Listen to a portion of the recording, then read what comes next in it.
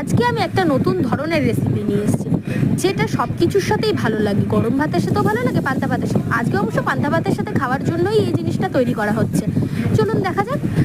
সেইটা হচ্ছে ডালের বড়া। বেশ ব্যাপারটা অন্যরকম না? আপনারা ভাবছেন নিশ্চয়ই যে আজকে কেন কোনো রেসিপি দেখাচ্ছি না। রেসিপি দেখাবো না, আজকে আপনাকে একটা নতুনত্ব দেখাবো, যেটা দেখলে আপনাদের সুবিধা হবে। আজকে আমি একটা করতে দারুণ জিনিস খেতে চলেছি, সেটা হচ্ছে পান্তা ভাত। শরীরটা এটা তো শুধু শুধু খাওয়া সম্ভব না। চলুন দেখে নিই এর সাথে কি কি আছে। মা, ছিল আলু আজকে কি ভাজা, কি বানিয়েছো? ভেন্ডি ভাজা, আরো অনেক কিছু ছিল। চলুন দেখা যাক কি দিয়ে খাচ্ছি।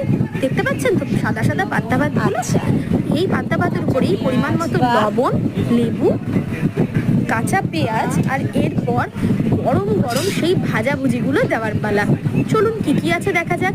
প্রথমেই আছে কুচি কুচি স্টাইলে আলু ভাজা, যেটা বাঙালিদের খুবই অতি পছন্দের। চলুন বকবক বন্ধ করে এগিয়ে যাই। এবার ভেন্ডি ভাজা। ভেন্ডি ভাজাটা একটু অন্যরকম লাগছে না? ভেন্ডিটা একটু বেসনে চুবিয়ে ভেজেছি, যাতে একটু অন্যরকম লাগে।